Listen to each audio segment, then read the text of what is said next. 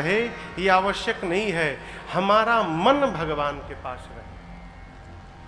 मन भगवान के पास रहे इसका क्या अर्थ है? अकारण भी भगवान की याद आती रहे। लेकिन ऐसा होता नहीं है। जीवन में जब तक दुख नहीं आता तब तक भगवान याद आने वाले नहीं है। इस पर भी सरकार हम लोग एक भजन गाते हैं। अरे दुखों से अगर चोट खाई न होती तो तुम्हारी प्रभु याद आई न होती। गर दुखों से कभी चोट खाई न होती। महाभारत के युद्ध के उपरांत एक दिन भगवान कृष्ण ने अपनी बुआ कुंती जी से कहा, बुआ आज तुम्हारे सामने तुम्हारा भतीजा नहीं खड़ा है, आज तुम्हारे सामने भगवान खड़ा है और मैं भगवान होके कहता हूं कि मांगो, तुमको मुझसे क्या चाहिए, जो मांगोगी वही दूंगा। कुंती ने कहा कि यदि तुम भगवान हो तो तुमसे अवश्य मांगूंगी, लेकिन पहले वचन दो कि जो मांगूंगी वो मुझे दोगे तुम। भगवान कृष्ण ने कहा कि बुआ मेरे लिए कुछ भी असंभव नहीं है, तुम जो मांगोगी दूंगा। तो कुंती ने कहा, प्रभु एक आशीर्वाद दीजिए, मेरे जीवन से कभी दुख समाप्त न हो, जीवन में सर्वकाल कोई न कोई दुख मेरे बना रहे प्रभु। भगवान कृष्ण ने कहा, दिया बुआ, लेकिन ये बताओ तुमने ऐसा वरदान क्यों मांगा? कुंती ने कहा, प्रभु जब जीवन में दुख रहता है तो आप बिल्कुल निकट दिखाई पड़ते हैं, आपकी याद बनी रहती है, सुख में आपका विस्मरण हो जाता है। हम चाहते हैं जीवन भर आपकी याद बनी रहे, इसलिए जीवन से कभी मेरे दुख समाप्त न हो। प्रभु आप भी भगवान से प्रार्थना करिए, प्रभु जीवन में कोई ना कोई कमी बनी रहे। मनुष्य की सारी इच्छाएं कभी पूरी नहीं होनी चाहिए। क्षमा करिएगा, जिस व्यक्ति की सारी इच्छाएं पूरी हो जाती हैं, हमारे पूज्य महाराज श्री कहते हैं उसको रावण बनने में समय नहीं लगता।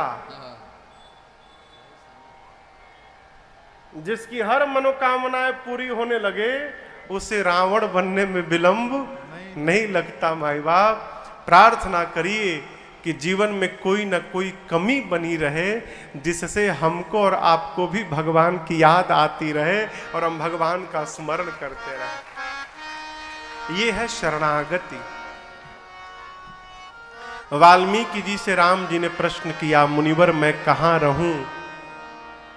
वाल्मीकि जी मुस्कुराए, कहे प्रभु अद्भुत प्रश्न करते हैं आप पूछ रहे हैं कि मैं कहां रहूं, मैं आपसे प्रश्न करता हूं, आप कहां नहीं है? पूछे हूं मोही कि रहाऊं कहां, मैं पूछत सकुचा, जहां न हो तहां देहु कहीं, फिर तुम ही दिखाओ। आप पूछते हैं कि मैं कहां रहूं, मैं पूछ रहा हूं आप कहां नहीं हैं। पहले वो स्थान बताइए, फिर मैं आपके रहने के लिए स्थान बताता हूं। वाल्मीकि जी की बात को सुनकर प्रभु मुस्कुराए। वाल्मीकि जी कहे, प्रभु मैं तो विनोद कर रहा था आपके साथ, आपने रहने के लिए स्थान पूछा, मैं आपको 14 स्थान बताता हूं। कितने स्थान? 14 स्थान। इन 14 स्थानों में प्रभु आपका जहां मन करे आप जाकर वहां रहिए। आपको पता है वो 14 स्थान कहां कहां है? निर्वाणा में भी है, आपको पता है कहाँ है? निर्वाणा में, आपके घर में है। आपको पता था आज तक ये कि हमारे घर में भगवान का स्थान है? दर्शन करिए। 14 स्थान में से सबसे पहला स्थान बाबा वाल्मीकि जी राम जी को कहते हैं आप जाकर प्रभु वहां रहिए। कहाँ? जिनके श्रवणा समुद्र समाना, जिनके श्रवणा समुद्र समाना, कथा तुम्हारी सुभग सरिनाना, कथा तुम्हारी सुभग सरिनाना, भरहि निरंतर हो ही न पूरे, भरहि निरंतर हो ही न पूरे, तिनके ही तुम कहूँ गृह रे, तिनके ही तुम कहूँ गृह रे, तिनके ही तुम कहूँ गृह रे। कहते हैं प्रभु जिनके कान का स्वभाव समुद्र जैसा हो जाए। समुद्र का क्या स्वभाव है भैया? समुद्र में आप दर्शन करिए, दिन रात नदियां आती हैं ना, दिन रात आती हैं, परंतु आज तक कभी भी समुद्र भरे नहीं। कभी भी समुद्र ने नदियों से यह नहीं कहा कि बस बस अब बंद करो मैं भर गया। जिस प्रकार प्रभु कभी समुद्र नहीं भरते, उसी प्रकार आपकी कथा सुनते सुनते जिसके कान कभी ना भरे प्रभु, आप उस व्यक्ति के हृदय में जाकर वास करिए। उसका हृदय आपके लिए पहला स्थान है, पहला घर है। अब यहां आप जितने लोग बैठे हैं अथवा YouTube के माध्यम से जितने लोग पूरे विश्व में देख रहे हैं, आप में से जिसका मन कभी भी भगवत कथा से न भरता हो, इस विश्वास में रहिएगा आपके हृदय को वाल्मीकि जी ने राम जी का पहला घर बताया गया है, फर्स्ट प्रेफरेंस दिया गया है। आप जब किसी परीक्षा का फॉर्म भरते हैं तो सेंटर के लिए ऑप्शन दिए जाते हैं। आप किस किस शहर को प्रेफरेंस दे रहे हैं, तो सबसे पहला प्रेफरेंस उसको दिया जाता है जो आपके निकट हो या आपका होम टाउन हो। एक नंबर पर वही लिखते हैं ना कि हम चाहते हैं कि एक नंबर में सबसे पहले अगर हो जाए तो यहां मेरा सेंटर पड़े। उसी प्रकार वाल्मीकि जी ने पहला प्रेफरेंस राम जी को क्या दिया रहने के लिए? प्रभु जिसका मन कभी आपकी कथा से न भरता हो, आप उसके घर में जाके रहिए, वो आपका होम सेंटर है, पहला स्थान आपके लिए। अब दूसरा स्थान वाल्मीकि जी कहते हैं, लोचन चातक जिनकर राखे, रहि दरस जलधर अभिलाषे, निदरहि सरित सिंधु सर भारी, रूप बिंदु जल होहि सुखारी, तिनके हृदय सदन सुखदायक,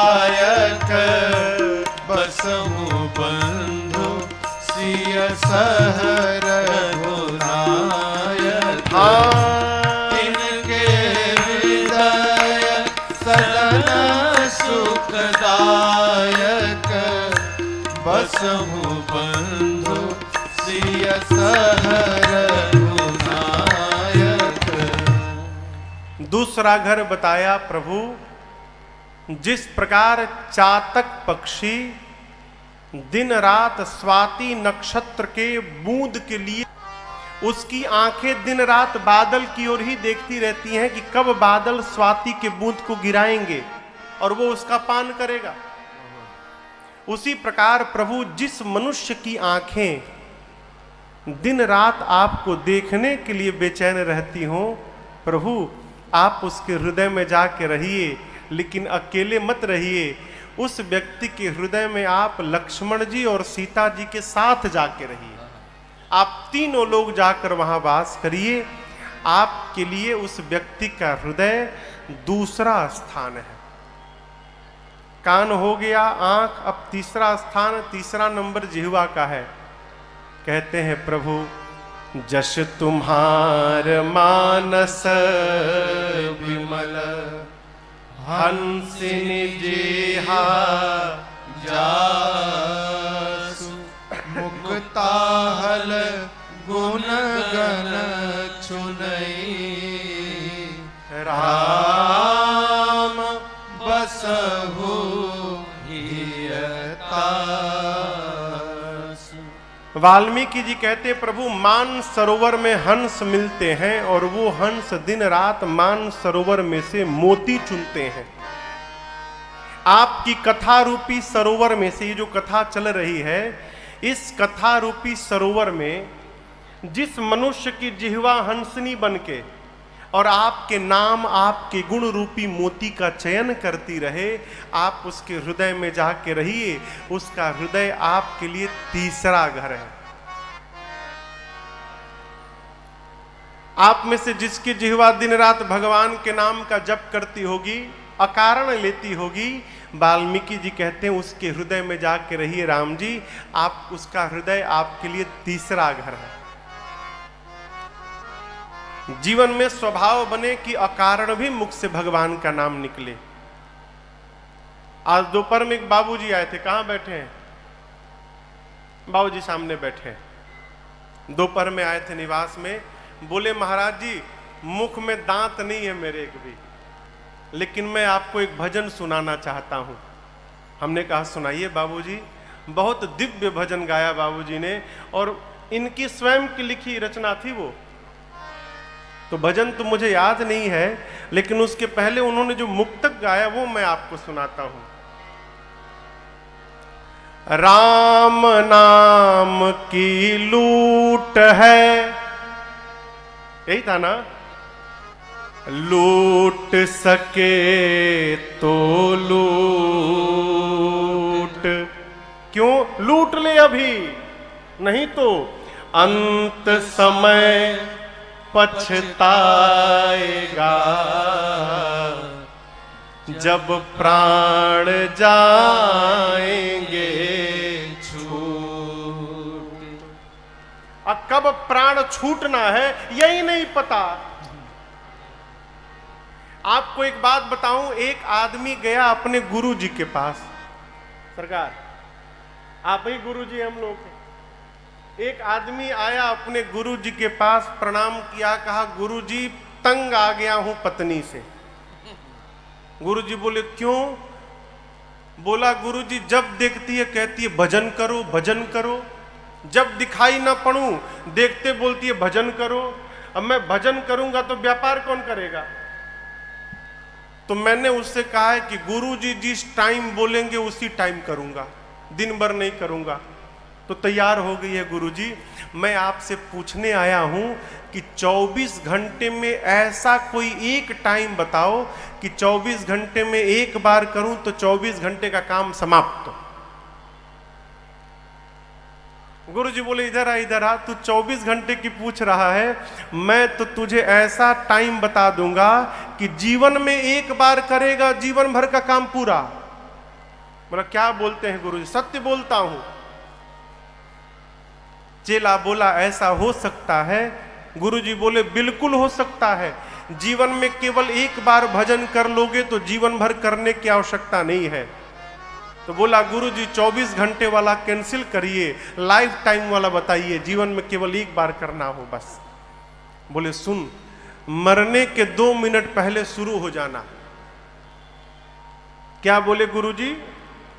जीवन भर भजन मत करना, लेकिन मरने के 2 मिनट पहले भजन प्रारंभ कर देना। बोला गुरुजी ये कैसे पता चलेगा कि अब मरना है? गुरुजी बोले बेटा यही तो बात है, कब प्राण निकल जाएंगे पता नहीं, इसलिए बुद्धिमान व्यक्ति को जीवन के हर क्षण को अपना आखिरी क्षण समझ के और भजन में ही रहना चाहिए। यही सिद्धांत है। कितना भी रचना बना लीजिए आप, सब रचना धरी की धरी रह जाएगी माई बाप। तेल चमेली चंदन साबुन, तेल चमेली चंदन साबुन, अरे चाहे लगा लो सेंट, जगत में कोई ना परमानेंट, जगत में कोई ना परमानेंट।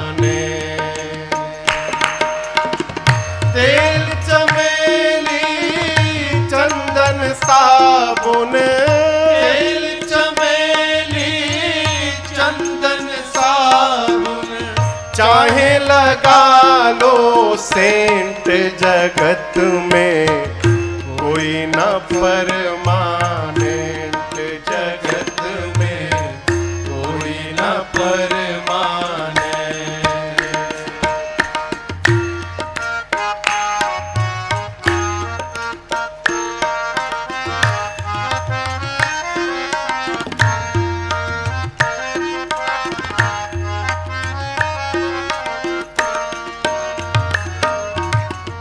आवागमन लगी दुनिया में, जगत है रेस्टोरेंट रे प्यारे, जगत है रेस्टोरेंट रे प्यारे, जगत है रेस्टोरेंट।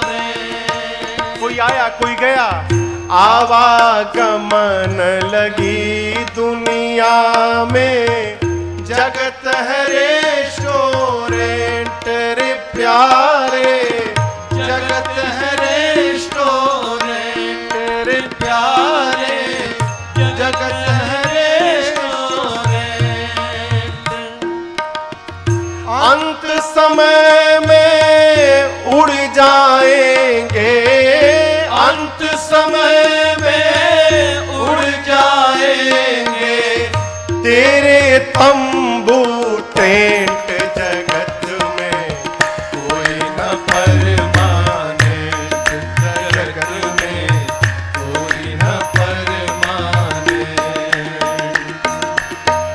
अंत समय में उड़ जाएंगे, अंत समय में उड़ जाएंगे तेरे तंबू टेंट, जगत में कोई न परमानेंट, जगत में कोई न परमानेंट।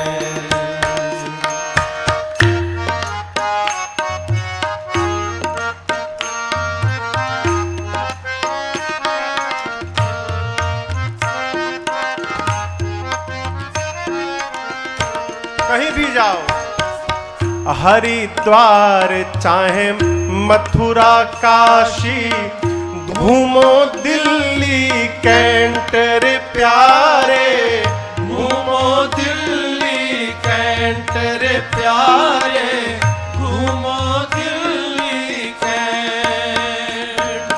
हरिद्वार चाहे मथुरा काशी, घूमो दिल्ली कैंट रे प्यारे, घूमो दिल्ली कैंट रे प्यारे, घूमो दिल्ली कैंट। मन में नाम प्रभु का राखो, मन में नाम प्रभु का राखो, धोती पहनो या पैंट, जगत में कोई न परमानेंट, जगत में कोई न परमानेंट। मन में नाम प्रभु का राखो, मन में नाम प्रभु का राखो, धोती पैंट जगत में, कोई न परमानेंट जगत में, कोई न परमानेंट।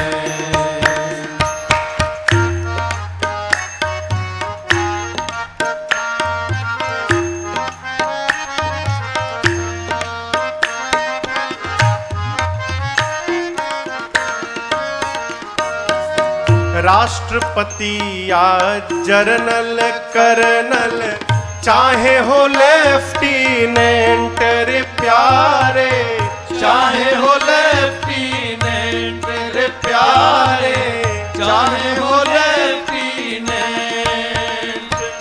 राष्ट्रपति या जर्नल कर्नल, चाहे हो लेफ्टिनेंट रे प्यारे, चाहे हो लेफ्टिनेंट रे प्यारे, चाहे हो लेफ्टिनेंट। काल सभी को खा जाएगा, काल सभी को खा जाएगा, लेडीज हो या जेंट्स जगत में कोई न परमानेंट, जगत में कोई न परमानेंट। काल सभी को खा जाएगा, काल सभी को खा जाएगा, लेडीज हो या जेंट्स जगत में कोई न परमानेंट, जगत में कोई न परमानेंट।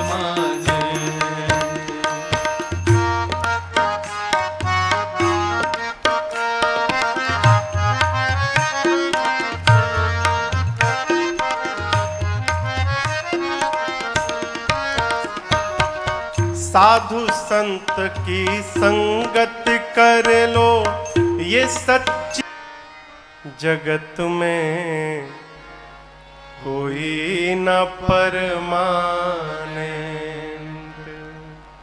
वाल्मीकि जी तीसरे स्थान में कहते हैं, प्रभु जिस मनुष्य की जिह्वा आपके नाम का गुणगान करती हो, आपकी कथा में से आपके गुण रूपी मोती का चयन करती हो, आप उसके हृदय में रहिए। उसका हृदय आपके लिए तीसरा घर। पहला घर जो कान से कथा श्रवण करे, दूसरा घर जो आंखों से भगवान का दर्शन करे, तीसरा घर जो जिह्वा से भगवान के नाम का गुणगान करे। अब चौथे घर से व्यवहार प्रारंभ भया। वाल्मीकि जी कहते हैं, प्रभु जो सुगंध पहले आपको अर्पित करे, उसके बाद अपने धारण करे। सुगंध लगाते हैं ना आप लोग, सेंट, इत्र, परफ्यूम, पहले भगवान को चढ़ाया जाए। रुई में लगाकर, कॉटन आता है ना, कॉटन, रुई में सेंट लगा के, परफ्यूम लगा के और ठाकुर जी के पास रख दीजिए। भगवान दिन भर उसे सूंघते रहेंगे। ठाकुर जी को सुगंध अर्पित करके अपने लगावे। घर में वस्त्र आभूषण आवे तो पहले भगवान को पहनावे और प्रसाद बनाकर फिर स्वयं धारण करे। इसके बाद तुम ही निवेदित भोजन करहि। घर में भोजन बने तो पहले ठाकुर जी की थाल सज के उनको भोग लगाया जाए। आप लोग भोग लगाते हैं भगवान को, क्या लगाते हैं? हाँ, जो घर में जो बनता है वही लगाते हैं ना। कटिंग काजू और मिश्री नहीं लगाते हैं ना। हाँ, मिश्री और काजू से भोग बचाइए भगवान का। कई लोग कटिंग काजू खरीद के आते। कटिंग काजू समझते हैं ना, वो काजू काट काट के जो टुकड़ा है, जो काजू सड़ जाता है उसको दुकान वाले लोग काट काट के बेचते हैं, कटिंग काजू। और मिश्री, भगवान के लिए जो घर में भोजन बने, भगवान के लिए पहले थाली निकले और बड़ी श्रद्धा के साथ भगवान को भोग लगाइए। भगवान भोग लगा ले, फिर प्रसाद मानकर पूरा परिवार उसका पान करे। अभी आज कोई भाई साहब हमसे पूछ रहे थे, महाराज जी एक ही प्रसाद कई जगह चढ़ा सकते हैं ना? मैंने एक किलो मिठाई खरीदे और उसी को पहले गैबी साहब को भोग लगाएं, उसी डब्बा को फिर शंकर जी को भोग लगाएं, उसी डब्बा से कन्हैया को भोग लगाएं। अच्छा, आपकी थाली को पूरे घर भर को खिलाया जा सकता है? जब आपकी थाली में केवल आप खाते हैं तो एक ही मिठाई में सारे भगवान पालेंगे? जितनी ठाकुर द्वारी है उतनी मिठाई ले चलिए। ये नहीं, भगवान नहीं कहते। देखिए, भगवान क्वांटिटी नहीं पाते, भगवान तो उसका भाव पाते हैं। किसी ने पूछा, महाराज भगवान के सामने 4 रोटी रखो, भोग लगने के बाद वो 4 ही दिखाई पड़ता है, तो भगवान तो खाते ही नहीं। खाते नहीं तो क्यों ले जाना? भाई खाएं तो कम तो होना चाहिए। कहो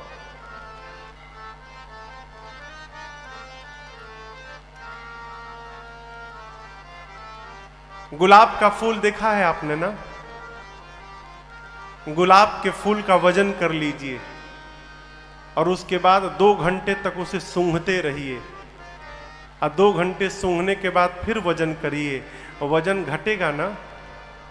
हाँ, घट जाएगा ना? कहिए, कहिए, आप लोग कहिए। नहीं घटेगा। अरे क्यों नहीं घटा भाई? 2 घंटे से उसका सुगंध निकाल रहे हैं, उसको तो घटना चाहिए ना? जिस प्रकार 2 घंटे सुगंध लेने के बाद गुलाब के वजन में कोई कमी नहीं आती, उसी प्रकार भगवान भोजन भी कर लेते हैं और सामने थाली में कोई कमी नहीं आती। भगवान उसका रसपान करते हैं। ऐसे में भी कोई अलबेले भगत हैं जो जिद पे अड़ जाते, नहीं खाना ही पड़ेगा, तो उनके लिए भगवान भी चले आते हैं। एक कथा महापुरुष सुनाते हैं। एक भोजन प्रेमी व्यक्ति थे, मैंने उनका जन्म सिद्ध अधिकार था भोजन करना। प्रातस्मरणि पूज्य राजेश्वरानंद जी महाराज इस कथा को सुनाते थे। घर में भोजन करने बैठ जाए, खाए तो बंदे न करे, घर वाले इशारा करे, थाली पटके वो सिर नीचे करके शुरू है तो उठने का नाम न ले। जब कोई आवे रोटी लेकर तो बोले दाने दाने पर लिखा है खाने वाले का नाम। तो रोटी वाला बोले तुम्हारे लिए दाना दाना नहीं है, बोला करो बोरी बोरी पर लिखा है खाने वाले का नाम। तुम दाना भर खाते हो? एक घर में गया खाने के लिए, लगा खाने, घर वाले खिलाते रहे। बोले अरे पानी भी पी लिया करो बीच में। बोला बीच आएगा तब न पीऊंगा, अभी बीच पहुंचा नहीं हूं बीच में। इतना खाता था।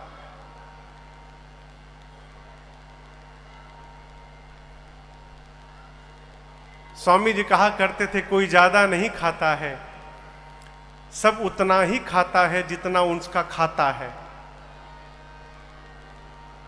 खाते में जितना है उससे ज्यादा कोई नहीं खाता। माई बाप घर वाले परेशान हो गए और उसे धक्का मार के बाहर निकाल दिए।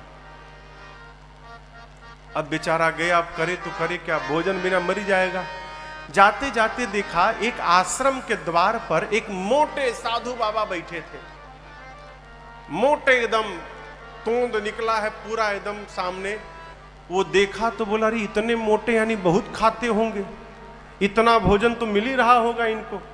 तो गया, प्रणाम करके बोला महात्मा जी आपके इस दिव्य सेहत का राज क्या है? क्या राज है इस स्वरूप का? बोले भीतर ना खूब चकाचक मिलता है, कोई गिनने वाला भी नहीं है, कितना खा लो। तो बोला स्वामी जी भीतर एंट्री कैसे होगी मेरी, मैं भी भीतर जाना चाहता हूं। तो बोले उसके लिए तुमको चेला बनना पड़ेगा। अब बोला काम, कुछ काम नहीं है, गुरुजी ऐसा माला देंगे, माला पकड़ के दिन भर राम राम जपना है। अब बेरा पर जाओ, थाली लेकर जितना पाना है उतना पाओ। बोला बस बस ऐसा ही जगह मैं ढूंढ रहा था, हमको तुरंत चेला बनवाइए, भोजन का टाइम हो गया है। उसको लेकर गए महात्मा जी। गुरुजी बैठे थे, बोले आओ आओ, कान में मंत्र दिए, माला झोला पकड़ाए। बोला माला बाद में जपूंगा गुरुजी, पहले भोजन का टाइम हो गया, भोजन पालू, जाओ पालू। अब लगा भोजन करने, यहां न कोई रोटी गिनने वाला, न कोई देखने वाला, न कोई टोकने वाला। खूब आनंद से भोजन करे, पड़ा रहे। लेकिन खुशी अधिक दिनों तक नहीं गई माई बाप। एक दिन सवेरे जलपान के समय गया तो जाकर देखा कि भंडारे में कुछ बना ही नहीं है। तो पूछा, भाई आज टाइम हो गया जलपान का। बोला, आज एकादशी है, कुछ बनेगा नहीं आज। क्या बोल रहे हैं? सत्य में कल मिलेगा। गया गुरु जी के पास, कहा गुरु जी कह रहे एकादशी है। हाँ बेटा, आज एकादशी है। भोजन गुरु जी कल द्वादशी को। बोला, गुरु जी एकादशी रह जाऊंगा तो द्वादशी देखने लायक बचूंगा नहीं। मैं भोजन के लिए साधु बना हूं गुरु जी, भोजन नहीं मिलेगा मैं मर जाऊंगा गुरु जी, मुझे भोजन करना है। गुरु जी बोले, देखो ये तो मानेगा नहीं, मना कर दूंगा तो चोरी छिपे खा लेगा। बोले, अच्छा एक काम करो, यहां तो बनेगा नहीं, तुम राशन ले लो और राशन लेके जाओ, नदी के किनारे बना के खा लेना तुम, लेकिन ठाकुर जी को पहले भोग लगा देना फिर खाना। एक दूसरे चेले को गुरु जी बोले, देखो बहुत ज्यादा खाता है ये, तो 2 आदमी का भोजन देना, इसको राशन दे देना, अपना बनाएगा। गया नदी के किनारे नहाया, 2 आदमी का राशन था, भोजन बनाया। अब बनाने के बाद गुरु जी की बात याद आई कि भगवान को भोग लगाना। सामने रखा, कहा राम जी भोग लगा लीजिए फिर मैं पाऊंगा। घंटों रटता रहा, भगवान आए ही नहीं।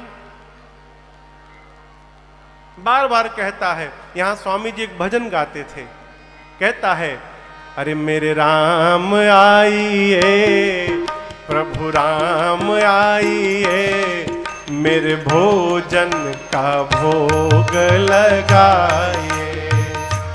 मेरे राम आइए, प्रभु राम आइए, मेरे भोजन का भोग लगाइए। मेरे भोजन का भोग लगाइए। अब वो घंटों कहता रहा, राम आइए, प्रभु राम आइए, भोजन का भोग लगाइए, भगवान आए ही नहीं। अंत में आ गया उसे क्रोध, बोला आखिरी बार बोलता हूं, आना है कि नहीं आना है? अब मैं बोलूंगा नहीं। और आप इस चक्कर में है कि आश्रम में पालूंगा, वहां के डर के मारे मैं इधर आया हूं। वहां के भरोसे बैठोगे तो ठन ठन गोपाल हो जाओगे, वहां बना ही नहीं है आज। इसलिए पाना है तो सीधे आके भोग लगाओ, नहीं तो मैं शुरू कर दूंगा। अब जब ऐसे बोला भगत, तो आपको बतावें उसके सामने भगवान साक्षात तो प्रकट हो गए हो, प्रकट हो गए। लेकिन आप तो खुशी में ताली बजा दिए, वो खुश नहीं भया, वो दुखी हो गया। क्यों? बुलाया था राम जी को, आ गए सीताराम जी, 2 लोग आ गए। अब वो देखा 2 आदमी का भोजने है, 2 यही आ गए, तो हमारे लिए क्या बचेगा? बोला आप 2 लोग आ गए। राम जी बोले, हम दोनों साथ में ही रहते हैं। बोले, गुरु जी तो नहीं बताए थे, बोले थे राम जी को भोग लगाना। अच्छा अब आए हैं तो पा लीजिए। मैया और भगवान पाए, थोड़ा सा उसके लिए छोड़ दिए, बेचारा आधा पेट पाया। बोला ये बताइए, अगली एकादशी को भी आप 2 ही लोग आएंगे ना? अभी बेचारा कंफर्म कर लिया अगली एकादशी का। राम जी बोले, हाँ बस 2 लोग, और कौन है? गया, अगली एकादशी आई तो गुरु जी से कहा, गुरु जी आप कहते राम जी का भोग लगाना, सीता राम जी दोनों आए थे, मैं आधी पेट खाया गुरु जी, अब की बार 3 लोगों का राशन दीजिएगा। गुरु जी सोचे लगता है भूखा रह गया होगा, बहुत खाता है ना। बोले अच्छा ठीक है, चलो इसको 3 लोगों का राशन दिया जाए। गया, बनाया, बनाकर फिर बुलाने लगा, अरे मेरे राम आइए, मैया साथ लाइए, मेरे भोजन का भोग लगाइए। ओ मेरे राम आइए, मैया साथ लाइए, मेरे भोजन का भोग लगाइए। मेरे भोजन का भोग लगाइए। प्रभु भोजन का भोग लगाइए। जैसे बोला प्रभु सामने आइए मेरे राम आइए, मैया साथ लाइए, प्रकट हो गए। कौन? राम जी, सीता जी और लक्ष्मण जी। अब की बार लक्ष्मण जी भी चले आए। अब लक्ष्मण जी को देखते आग बबूला हो गया, बोला ये कौन है? लक्ष्मण जी बोले प्रभु कहां लेके चले आए, इतनी आदर से बोल रहा है मुझे मेरे बारे में। राम जी बोले मेरे भाई हैं ये, पिछली बार तो नहीं आए थे। राम जी बोले कहीं फंस गए थे, आपको बताना चाहिए था ना कि ये भी आते हैं आपके साथ में, ये भी खाएंगे। राम जी बोले आए हैं तो पाएंगे ही, अब करे तो करे क्या। बोले ठीक है पा लीजिए। अब राम जी, सीता जी, लक्ष्मण जी भोग लगाए। अब फिर थोड़ा सा बचा उसके लिए, आधी पेट खा के गया। फिर पूछा अगली बार कौन कौन आएगा आज ही बताओ मुझे, और कितने लोग साथ में रहते हैं। भगवान बोले कहीं भी देखिएगा तो हम ही लोग मिलेंगे, बस 3 लोग, और कोई है ही नहीं, बस मेरे भाई और ये सीता जी, 3 लोग। गया अगली एकादशी के दिन बोला प्रभु नहीं हो पाया था, सीताराम जी के लिए ले गया, लक्ष्मण जी भी चले आए थे, मैं फिर आधी पेट रह गया था। अब की बार जोड़ने लगा, 3 वो, 3 मत 4 मान के चलो, कहीं एक और बढ़ा के ले आए तो 4 वो और 1 मैं। बोला अब की बार 5 लोगों का भोजन चाहिए। गुरु जी बोले इतना नहीं खाएगा, इतना कैसे खा लेगा, लगता है ये राशन बेचने लगा है। अब इसको रंगे हाथों पकड़ना पड़ेगा। गुरुजी उससे कुछ नहीं बोले और दूसरे चेले से बोले इसको 5 लोगों का राशन दिया जाए। राशन लेकर गया और उसके पीछे पीछे गुरुजी चल गए छिपके कि देखूं तो करता क्या है ये। जाकर गुरुजी एक पेड़ के पीछे छिप कर बैठ गए। ये गया स्नान किया और स्नान करके आज भोजन बनाया नहीं, बनाने के पहले ही बुलाने लगा। क्यों? देख लूं कितने लोग आ रहे हैं, लगा बुलाने। अरे मेरे राम आइए, सीताराम आइए, भैया साथ लाइए, मेरे भोजन का भोग लगाइए।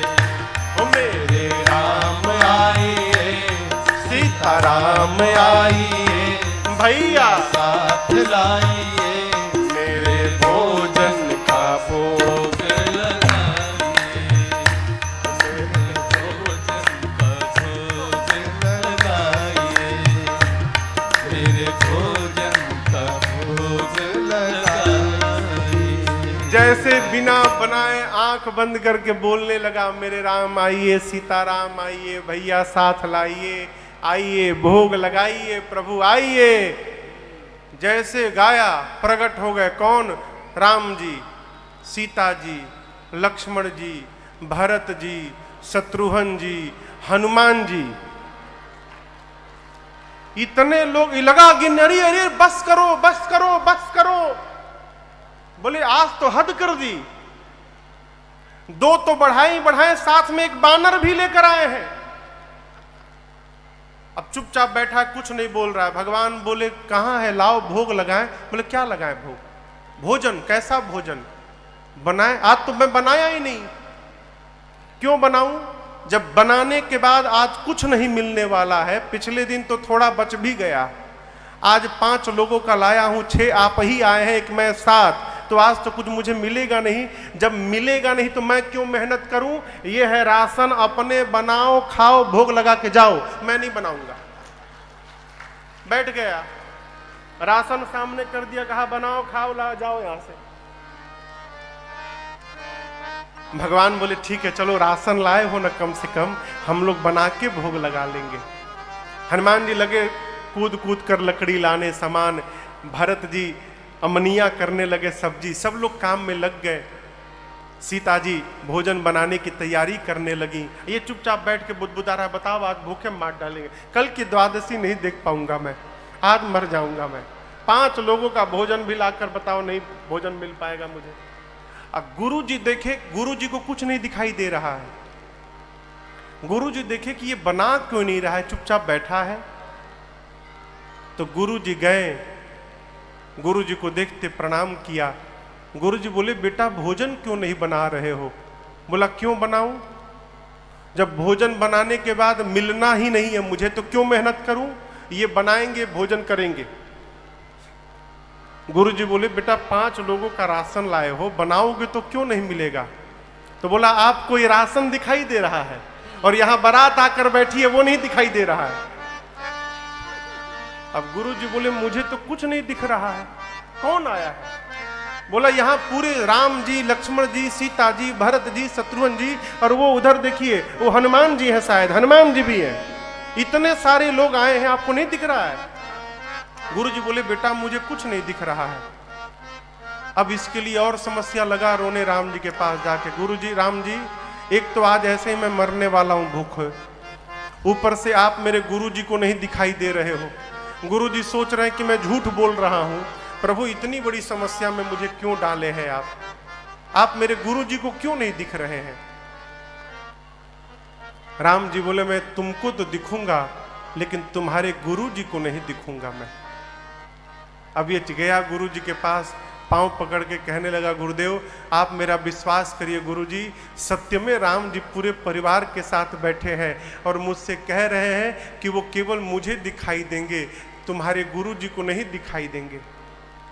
अब गुरुजी ये बात सुने तो रोने लगे और शिष्य अपने गुरु की आंखों में आंसू नहीं बर्दाश्त कर पाया हो, गया राम जी के चरणों को पकड़ के वो शिष्य रोने लगा, कहा प्रभु आप मुझे दिख रहे हैं, मेरे गुरुदेव को क्यों नहीं दिख रहे हैं। मैं तो कुछ नहीं करता हूं, केवल नकली साधु बना हूं प्रभु भोजन करने के लिए। मेरे गुरुजी तो कितने ज्ञानी गुरुजी हैं, आपके भजन में भी लगे रहते हैं, आप इनको क्यों नहीं दिख रहे हैं। राम जी ने कहा बेटा ये सत्य है कि तुम्हारे गुरुजी बहुत ज्ञानी हैं, लेकिन एक बात कहें जितने सरल तुम हो उतने सरल तुम्हारे गुरुजी नहीं है, इसलिए मैं केवल तुमको दिखाई पड़ूंगा, तुम्हारे गुरुजी को नहीं दिखाई पड़ूंगा। भगवान के चरणों को पकड़ के रोने लगा वो, कहा प्रभु मेरे लिए आप एक बार गुरुजी को दर्शन दीजिए। तो भक्त के कारण भगवान ने पूरे परिवार के साथ पंचायतन दरबार के साथ उनके गुरुदेव भगवान को भी राम जी ने दर्शन दिया और शिष्य के कारण गुरु जी को भगवान का दर्शन प्राप्त हुआ और गुरु जी भी कृतार्थ हो गए।